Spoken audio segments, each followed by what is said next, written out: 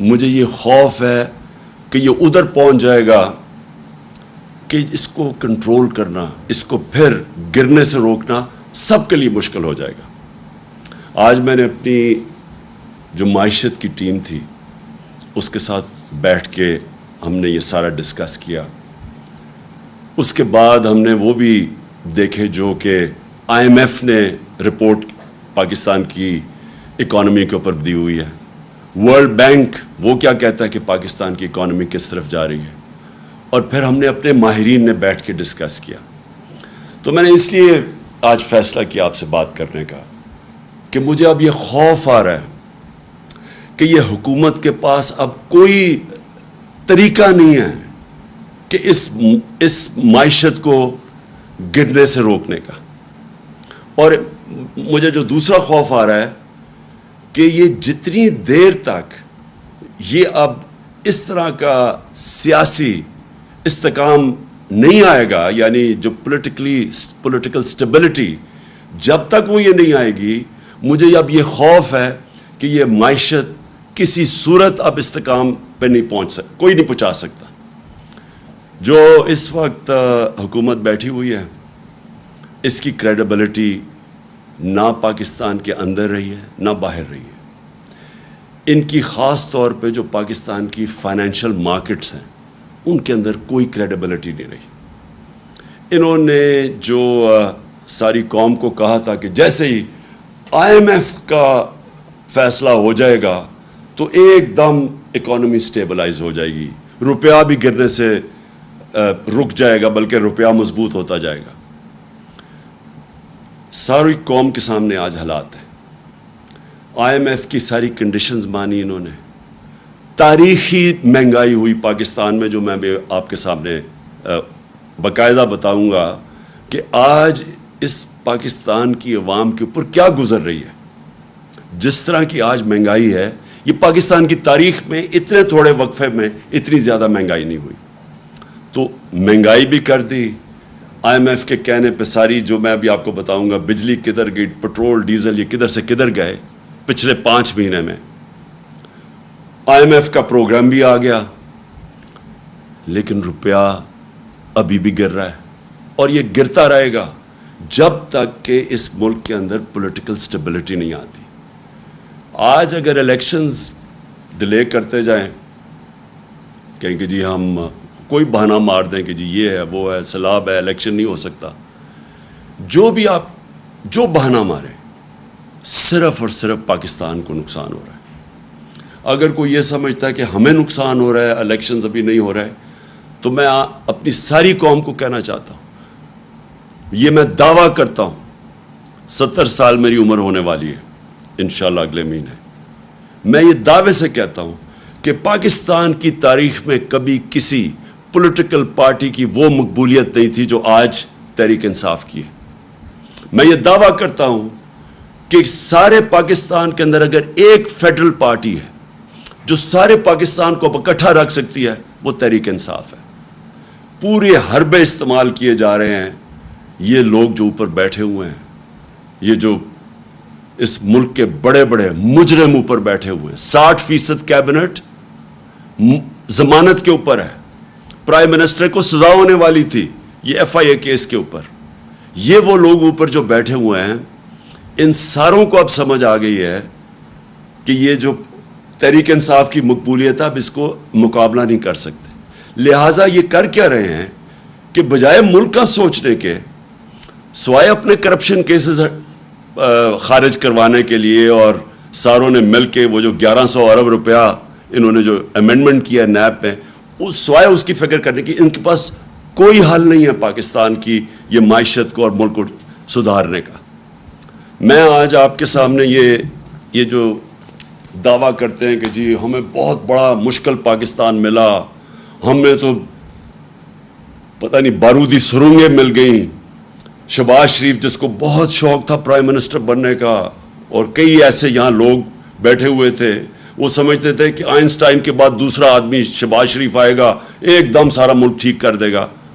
وہ سارا سب کو آج میں یہ کہہ رہا ہوں کہ یہ جو کہہ رہے ہیں کہ سارا کچھ ہمارے پہ ڈال رہے ہیں، میں آج آپ کو اسٹیٹکس سے بتاتا ہوں، فیکٹس اور فگرز سے، اعداد و شمار سے بتاتا ہوں کہ ہمیں کون سا پاکستان ملا تھا 2018 میں، یہ جو نون لیگ چھوڑ کے گئی تھی، اور ان کو کون سا پاکستان ملا تھا. یعنی ہم جب گئے تھے اپریل میں تو تب پاکستان کے کیا حالات تھے. یہ کہتے ہیں نا بہت برے حالات تھے. جب 2018 میں جب ہمیں پاکستان ملا تھا تو جو ہمارے ریزروز تھے، جو اصل مسئلہ بھی آپ کی قوم کو بتا دوں، مسئلہ کیا ہے؟ مسئلہ یہ ہے کہ بیرونی خسارہ ہے، جس کو کہتے ہیں کرنٹ اکاؤنٹ ڈیفیسٹ. جتنا آپ کا بیرونی خسارہ بڑھتا جاتا ہے، آپ کو اپنے ریزرو سے پیسے دینے پڑتے ہیں، ریزروز کم ہوتے جاتے ہیں، اور جیسے جیسے ریزروز کم ہوتے جاتے ہیں روپے پہ پریشر پڑ جاتا ہے، روپیہ گرنا شروع ہو جاتا ہے، ڈالر مہنگا ہونا شروع ہو جاتا ہے. جب ڈالر مہنگا ہوتا ہے تو جو بھی چیزیں آپ باہر سے خریدتے ہیں وہ سب مہنگی ہو جاتی ہیں. جس میں تیل ہے وہ آپ باہر سے خریدتے ہیں، وہ بجلی، کیونکہ بجلی کے اندر بھی جو فیولز ڈالتے ہیں، کوئلہ یا گیس باہر سے خرید کے یا پھر تیل ڈالتے ہیں، وہ ساری مہنگی ہو جاتی ہیں. تو سب کچھ مہنگا ہو جاتا ہے جیسے جیسے آپ کا روپیہ گرنا شروع ہوتا ہے. تو لہٰذا سب سے امپورٹنٹ چیز ہوتی ہے کہ آپ کا جو بیرون ملک خسارہ، کرنٹ اکاؤنٹ ڈیفیسٹ، وہ کنٹرول میں ہو. اب یہ جب ہمیں ملا تھا پاکستان کی تاریخ کا سب سے بڑا بیرونی خسارہ تھا، 20 ارب ڈالر کا خسارہ تھا. ان کو یہ کہتے ہیں نا بڑا مشکل وقت ملا تھا. ان کو جب اپریل میں جو انہوں نے سازش کر کے ہماری گورنمنٹ گرائی، تو ان کو جو کرنٹ اکاؤنٹ ڈیفیسٹ ملا تھا، بیرونی خسارہ، وہ تھا 16 ارب ڈالر. اب یہ سمجھنا ہے، ہمیں 20 ارب ڈالر ملا، ان کو 16 ارب ڈالر ملا. ہم ان کی ووٹ آف نو کانفیڈنس سے پہلے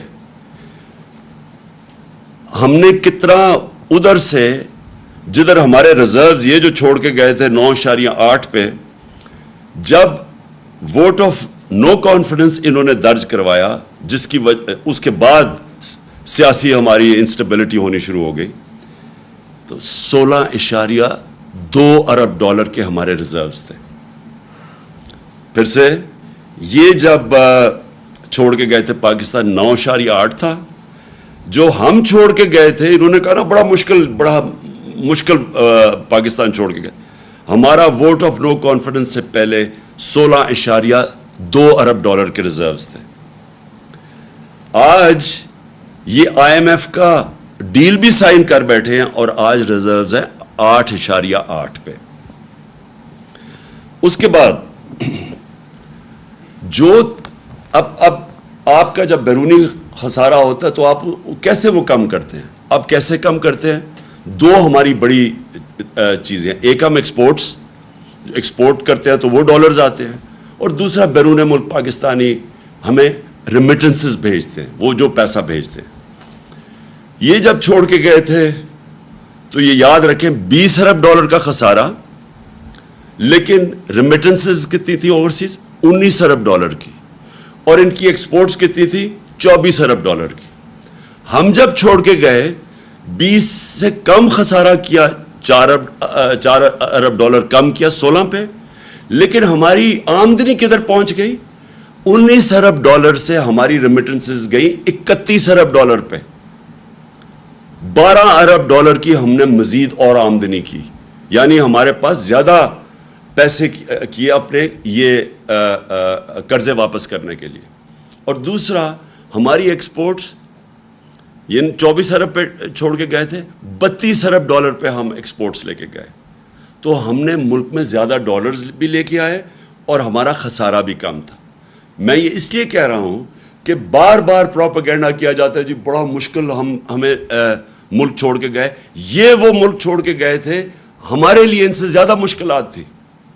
ہم نے وہ ملک ہمیں ملا، پہلے تو خسارہ سب سے بڑا، اس کے بعد ہم نے وہ سٹیبلائز کیا، اس کے بعد کرونا آ گیا. 2 سال کووڈ-19 دنیا کا ایک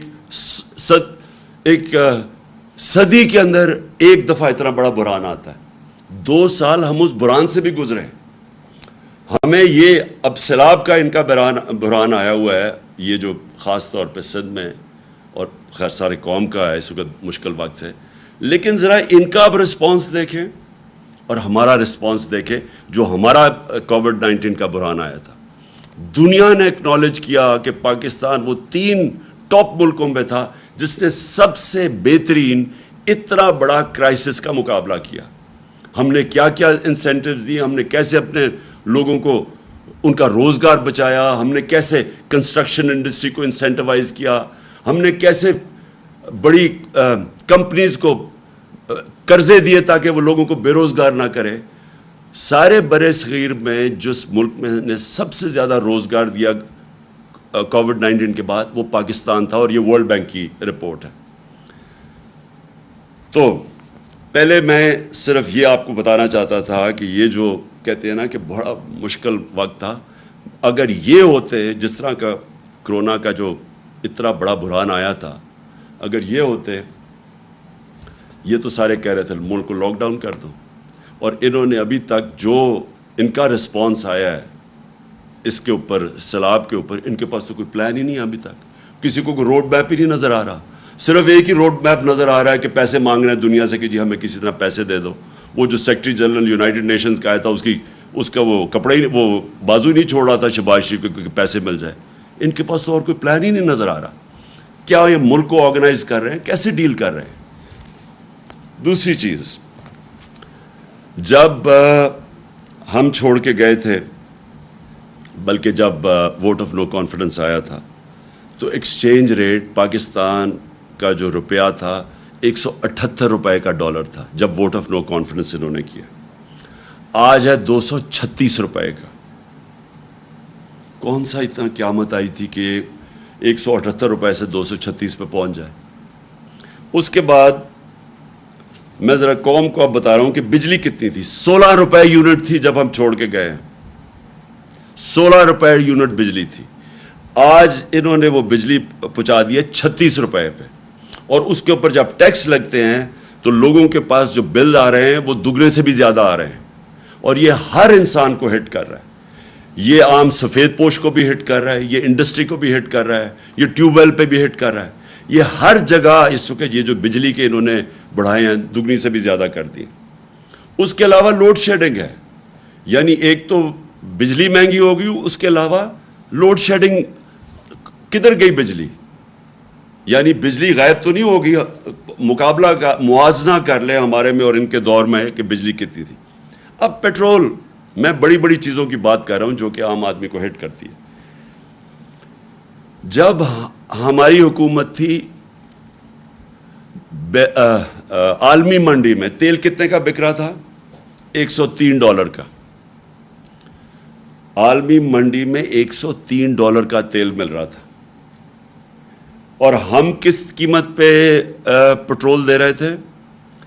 150 روپے لیٹر۔ ہم کس قیمت پہ دے رہے تھے ڈیزل؟ 146 روپے لیٹر۔ آج کتنا ہے؟ آج عالمی منڈی کے اندر تیل $103 سے آ گیا $93 پہ، $10 کم ہو گیا ہے۔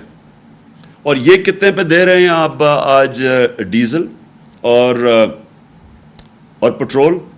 ڈیزل دے رہے ہیں 146 روپے، 100 روپیہ مہنگا ہو گیا ہے 146 روپے لیٹر پہ، اور پیٹرول دے رہے ہیں 236 روپے لیٹر۔ انٹرنیشنل منڈی میں کم ہو گیا ہے، لیکن یہ پیٹرول 150 سے گیا ہے 236، ڈیزل 146 سے گیا ہے 248 پہ، اور گیس کی قیمتیں ابھی بڑھ رہی ہیں، اور آئی ایم ایف کہہ رہا ہے کہ یہ 250% بڑھیں گی سردیوں تک۔ جو عام آدمی کو اس وقت سب سے زیادہ تکلیف ہو رہی ہے وہ آٹا ہے۔ آٹا دگنا ہو گیا، 1 کلو آٹا 50 روپے ہمارے دور میں 1 کلو آٹا تھا، آج وہ کراچی کے اندر 100 روپے لیٹر سے اوپر چلا گیا۔ 5 مہینے کے اندر یہ سب کچھ ہوا ہے۔ میں سوال یہ پوچھتا ہوں کہ کیا ہوا 5 مہینے میں کہ وہ کدھر سے کدھر قیمتیں چلی گئی ہیں. میں آپ کے سامنے بتا رہا ہوں, اور یہ صرف ساری چیز اور قیمتیں لے لیں. چاول گئے ہیں 100 روپے سے 225 روپے پہ. دالیں گئی ہیں, جو عام آدمی, میں صرف وہ باتیں کر رہا ہوں جو عام آدمی جس کے اوپر رہتا ہے, 225 روپے سے 360 روپے پہ گئی ہیں دالیں. جو گھی ہے, پام آئل جو ہمارے زمانے میں امپورٹ کرتے تھے وہ $1700 تھا, آج وہ نیچے آ کے $1000 پہ آ گیا ہے. کم ہو گئی عالمی منڈی میں جو ہم امپورٹ کرتے ہیں پام آئل. ہمارے دور میں 450 روپے تھا, آج ہے 560 روپے. میں پھر سے وہ کہہ رہا ہوں, وہ جو چیزیں عام آدمی استعمال کرتا ہے. انفلیشن, یہ جو سب سے اس کی جو فگر ہے جس کو کہتے ہیں سینسٹیو پرائس انڈیکس, اپریل کے اندر 18% تھی جب ہم چھوڑ کے گئے ہیں, آج ہے 45%. سارا انہوں نے ہمارے اوپر کیمپین چلائی کہ بہت مہنگا ہو گیا پاکستان, مہنگائی ہو گئی, لوگوں کا گزارا مشکل ہے. ساتھ مجھے افسوس سے کہنا پڑتا ہے کہ ان کا پیڈ میڈیا, لفافے, میڈیا ہاؤسز جو اس کیمپین اور پروپیگنڈا میں شامل تھے, انہوں نے ہر روز, آپ اٹھا کے دیکھیں اخبار, ہر روز اخبار میں پڑھو کہ جی یہ مہنگائی ہو گئی. لوگ, ہم کہتے گئے کہ عالمی مہنگائی ہے. میں کہتا گیا کہ دنیا کے اندر ایک کووڈ-19 کے بعد ایک کموڈٹی سپر سائیکل آیا, دنیا میں مہنگائی ہوگی. میں ہر جگہ بتاتا گیا. انہوں نے مسلسل مہنگائی مارچ, دھرنے دو, گورنمنٹ گراؤ, یہ لوگوں کا معاشی قتل کر دیا. آج یہ سوچ لیں کہ یہ جو سینسٹیو پرائس انڈیکس ہے, یہ سب سے زیادہ وہ اللہ نے ان کو ایکسپوز کیا ہے, کیونکہ ان کا مقصد تو تھا ہی نہیں, مہنگائی دور کرنا تو ان کا مقصد تھا ہی نہیں, وہ تو ایک بہانہ تھا. انہوں نے اپنے کرپشن کے کیسز بچانے تھے, جو 1100 ارب روپے کے ان کے اوپر کرپشن کے کیسز تھے, جو 60% کیبنٹ ضمانت پہ ہے.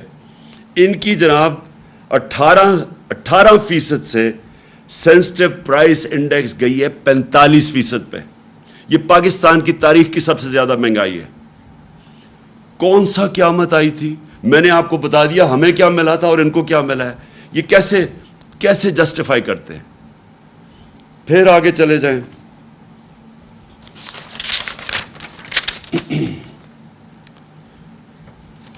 ایک طرف مہنگائی بڑھ رہی ہے, دوسری طرف اکانومی کانٹریکٹ کر رہی ہے. مطلب یہ کہ جو ہمارا 17 سال کے بعد ہم نے اس جگہ سے ملک جو ادھر چھوڑ کے گئے تھے ادھر سے نکال کے ہم نے جو پاکستان کی جو ریٹ تھی, گروتھ ریٹ تھی, جو دولت میں اضافہ تھا جس کو گروتھ ریٹ کہتے ہیں, ہمارے آخری 2 سال میں 5.6% اور چوتھے سال کے اندر 6%. 17 سال کے بعد یہ پاکستان کی سب سے بہترین اکنامک گروتھ تھی, 17 سال کے بعد. اب یہ مجھے بتائیں کہ آج پریڈکٹ کر رہے ہیں کہ 0.6% پہ گروتھ ریٹ چلی گئی ہے, یعنی وہاں سے گر کے نیچے آ گئی ہے. اس کا مطلب کیا ہے؟ گروتھ ریٹ کیوں گرے گی؟ میں اب آپ کو بتاؤں. جو ٹیلی فون کی انڈسٹری اور جو گاڑیوں کی انڈسٹری ہے اس میں 50% وہ بند ہو گئی ہے, یعنی وہاں بے روزگاری اب پھیل رہی ہے. اس کا جب انڈسٹری بند ہوتی ہے تو اس کا صرف یہی نہیں مطلب کہ بے روزگار ہوں گے, ٹیکس کے اندر کمی ہے. ہمارے دور میں پاکستان کی تاریخ کا, جب ہم چھوڑ کے گئے تھے اپریل میں, پاکستان کی تاریخ کا سب سے زیادہ ٹیکس اکٹھا کیا گیا تھا, جس کی وجہ سے ہم نے سبسڈائز کیا تھا پٹرول اور ڈیزل. ہم نے اپنے لوگوں کو مہنگائی سے بچایا ہوا تھا, اور کیونکہ ہم نے سب سے زیادہ پیسہ اکٹھا کیا تھا آمدنی میں. ان کے اب یہ جو بند ہو رہی ہے, کار کی انڈسٹری آدھی پہ فنکشن کر رہی ہے, 50% بند ہو رہی ہے. ٹیکسٹائل جس کے اوپر پاکستان چلتا ہے, ایکسپورٹس جس میں بڑھتی ہیں, وہ 20% بند ہو رہی ہے. اب اس کا مطلب یہ ہے کہ ہماری ایکسپورٹس اور کم ہو جائیں گی. جب ایکسپورٹس کم ہوں گی اس کا مطلب ڈالر کم آنے شروع ہوں گے. جب ڈالر کم آنے شروع ہوں گے بیرونی ملک کا خسارہ بڑھ جائے گا. جب وہ خسارہ بڑھے گا روپے کے اوپر اور پریشر پڑ جائے گا. تو ٹیکسٹائل 20% انڈسٹری بند ہو گئی ہے. سیمنٹ 34% सीमेंट सेल्स कम हो गई हैं। पेट्रोल जिसके ऊपर भी गवर्नमेंट पैसा बनाती है, जब पेट्रोल ज़्यादा बिकता है तो गवर्नमेंट की आमदनी में इजाफा होता है। 22% पेट्रोल महंगाई की वजह से वो कम हो गया। और अब जो दो चीज़ें हम पाकिस्तान फेस कर रहे हैं, एक तरफ महंगाई, दूसरी तरफ बेरोजगारी, जिसकी वजह से वर्ल्ड बैंक और IMF अब कह रही हैं कि पाकिस्तान इंतशार की तरफ जा रहा है, सिविल अनरेस्ट की तरफ जा रहा है, श्रीलंका वाले सिचुएशन की तरफ जा रहा है, क्योंकि इनके पास अब कोई हल नहीं है इसका। तो मैं आखिर में अब जो जिसकी वजह से मैंने ये आज आपके सामने प्रेस कॉन्फ्रेंस की थी, मैं जो आपके सामने अब चीज़ रखना चाहता हूँ वो क्या है। एक मैं आपको फिगर देता हूँ। एक होती है इंटरनेशनली, एक मुल्क की रिस्क होती है, यानी अगर हम इस मुल्क को कर्जा दें तो वो क्या चांस है वो कर्जा वापस करने की, उस मुल्क को वो क्या उसके पास इतनी सकत है कि वो कर्जा वापस कर सकती है। पाकिस्तान की जो फाइनेंसिंग है, यानी हमें हर साल, इस साल हमें $30 अरब हमें फाइनेंस करना है, यानी $30 अरब की हमने जो हमारे ऊपर लाइबिलिटीज़ हैं, हमने जो कर्जे लिए हुए हैं, उनकी किस्तें हैं, उनके ऊपर जो सूद देना है, वो है $30 अरब। IMF, वर्ल्ड बैंक और एशियन डेवलपमेंट बैंक, इनका जो मिला के भी हमारे पास पैसा आएगा ना, क्योंकि हमने IMF डील साइन कर दिया, वो बनेगा $8 अरब। बाकी $22 अरब हमें दुनिया से फाइनेंस करवाना है। अब ये जो मैं अपनी जो मुझे ख़तरा अब नज़र आ रहा है, मैं इसलिए ये प्रेस कॉन्फ्रेंस किया है, जो रिस्क रेटिंग होती है ना, जो इंटरनेशनली जो इदारे हैं, क्रेडिट रेटिंग इदारे हैं, मूडीज़, फिच, ये जो इदारे होते हैं, ये रेट करते हैं कि इस मुल्क की, ये हमारे दौर में हमारी क्रेडिट रेटिंग पॉजिटिव थी, जब से हम गए हैं वो नेगेटिव पे आ गई है। यानी कि वो ये समझते हैं कि इस मुल्क में अब सकत नहीं है कर्ज़े वापस करने की। जब वो ये समझते हैं तो जो कर्ज़े की कीमत है वो बढ़ जाती है।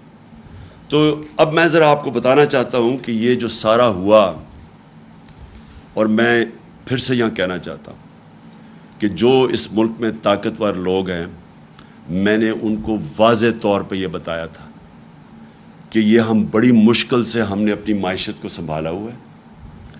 अगर इस मुल्क में सियासी इस्तेकाम ना रहा, अगर आपने ये पॉलिटिकल डिस्टेबलाइजेशन होने दी, क्योंकि पावर तो जिसके पास है वो रोक सकते थे ये जो साजिश हुई है हमारे खिलाफ। मैंने तब कहा, और मैंने शौकत तरीन को भी कहा कि इनको बताओ कि एक दफ़ा हमारी सियासी इस्तेकाम ना रहा, यानी ये जो वोट ऑफ नो कॉन्फिडेंस ये जो दायर कर रहे हैं और पॉलिटिकल इंस्टेबिलिटी आ रही है, इसका डायरेक्ट इम्पैक्ट पड़ेगा हमारी माइशत पे। माइशत जो होती है वो रिलेटेड होती है आपकी सियासी इस्तेकाम के साथ। जैसे ही आपका सियासी इस्तेकाम बिखरता है, माइशत भी बिखरती है, लोगों का कॉन्फिडेंस चला जाता है। तो मैं ये ज़रा आपको फिगर देता हूँ कि हमारी रिस्क रेटिंग 4 मार्च को 5% थी, या सिर्फ 5% लोग समझते थे कि हम अपने कर्जे यानी वापस नहीं कर सकेंगे, यानी रिस्क है पाकिस्तान, सिर्फ 5%। जैसे ही इन्होंने vote of no confidence table की असेंबली में, 4 दिनों के अंदर वो वहां से गई 5% से दुगनी होकर 9% पे चली गई, सिर्फ क्योंकि जैसे ही उनको लगा कि अब पॉलिटिकली स्टेबल नहीं होगा मुल्क, पॉलिटिकल इंस्टेबिलिटी होगी, दुगनी होगी रिस्क रेटिंग। और आज क्या है?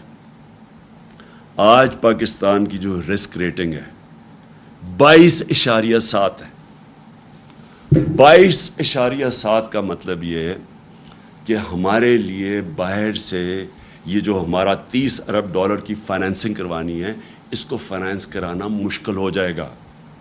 जो बैंक्स हैं वो हमें पैसे देते हुए डरेंगे, क्योंकि रिस्क पहुंच गई है 22.7%। मेरी जो ये सिर्फ मीडिया टॉक इसलिए है, मैं फिर से ये कहता हूँ कि अगर जल्दी से जल्दी साफ और शफाफ इलेक्शन करवाओ, मुझे उसका कोई इतना ज़्यादा फ़ायदा नहीं है पर्सनली इस वक्त, کیونکہ ہمارا تو اللہ کا کرم ہے کہ جیسے جیسے یہ ملک اس طرف لے کے جا رہا ہے، مہنگائی بڑھ رہی ہے، ان کی شکلیں دیکھ رہے ہیں، اپنے کرپشن کیسز بچا رہے ہیں، ملک سنبھالا نہیں جا رہا. ہمارا تو گراف اوپر جا رہا ہے لیکن ملک نیچے جا رہا ہے. اور یہ جو میں نے آپ کو بتایا کہ اگر اس ملک میں پولیٹیکل سٹیبلٹی نہیں آتی، یہ اس کی اکانومی اب سٹیبلائز نہیں ہونے لگی. ہماری جو اکانومی ہے، جو ہماری معیشت ہے، یہ اب نیچے جائے گی. اور نظر آ رہا ہے کہ مارکیٹ کو کوئی اب اعتماد ہی نہیں ہے، نہ اندر مارکیٹ کو اعتماد ہے نہ باہر. اس لیے میں آج سب کو کہنا چاہتا ہوں، اپنی قوم کو، کہ جلدی سے جلدی الیکشن کروائیں پاکستان کو اس دلدل سے نکالنے کے لیے، جس دلدل میں بڑی تیزی سے یہ امپورٹڈ حکومت ہمیں دھکیل رہی ہے. سازش تو انہوں نے کر دی، اپنے کرپشن کیسز کے اوپر تو انہوں نے آتے ساتھ ہی فیصلے کروا لیے. اب رمضان شوگر مل ان کی اس کے تو کیس فوری لگا ہوا کہ جی اس کا کیس ختم کرو. ایف آئی اے کا جو شہباز شریف اور بیٹوں کا 16 ارب کا کیس تھا، وہ بھی 4 گواہ بھی اللہ کو پیارے ہو چکے ہیں. مقصود چپڑاسی بھی چلا گیا ہے، جو انویسٹیگیٹ کر رہا تھا ڈاکٹر رضوان، وہ بھی نہیں ہے. وہ تو ہو رہا ہے سارا کچھ، ملک کو یہ نیچے لے کے جا رہے ہیں. تو آج میں اپنی ساری قوم سے اپیل کرتا ہوں کہ یہ اس ملک کو اگر ہم نے مزید اس دلدل سے نکالنا ہے، اس طرح کی مہنگائی سے بچانا ہے جس طرف جا رہی ہے چیزیں مہنگی. آئی ایم ایف نے کہا ہے کہ ابھی بجلی اور مہنگی ہونے والی ہے، ان کی رپورٹ میں ہے. ہم نے اپنے ملک کو انتشار سے بچانا ہے. فوری طور پہ صاف اور شفاف الیکشن اناؤنس کیے جائیں. جتنی یہ دیر کرتے جائیں گے بحران بڑھتا جائے گا. اور پھر سے مجھے خوف ہے کہ ایسا نہ وقت آ جائے کہ سب کے ہاتھ سے یہ نکل جائے. میں آخر میں صرف ایک چیز سے ختم کرتا ہوں کہ بجائے اس کے کہ ہم صبر سے یہ ساری جس طرح کے ہمیں دیوار سے لگایا جا رہا ہے، کیسز کی بارش ہوئی ہے، کبھی دہشت گردی کا کیس اور کبھی کوئی کیس، اور ہر دوسرے دن کوئی نئی ایف آئی آر، اور جو ہمارے لوگوں کے اوپر دبایا جا رہا ہے. میڈیا ہاؤسز، میڈیا کے اندر جو صحافی جو لگتا ہے کہ ہمیں سپورٹ کر رہے ہیں، ان کے پیچھے پڑے ہوئے ہیں. اس سے ملک نہیں سدھرنے لگا. اگر کسی کا خیال ہے کہ یہ فیشسٹ ٹیکٹکس سے یہ کسی طرح یہ زیادہ دیر ٹھہر جائیں گے، یہ ملک کو ہی نقصان پہنچا رہے ہیں. کوئی نہیں روک سکتا اس ملک میں انتشار کو اگر اسی طرح یہ چلتے رہے. اور میں دیکھ رہا ہوں جس طرح دیوار کے خلاف لگایا جا رہا ہے. میں آج صرف اس چیز پہ ختم کرتا ہوں کہ یہ زیادہ دیر اب ہمارا صبر نہیں رہے گا. اگر یہ اسی طرح چلتے رہے اور ملک کو اسی طرح نیچے لے جاتے رہے تو ہمیں پھر ایک کال دینی پڑے گی اپنی عوام کو. پاکستان پائندہ باد.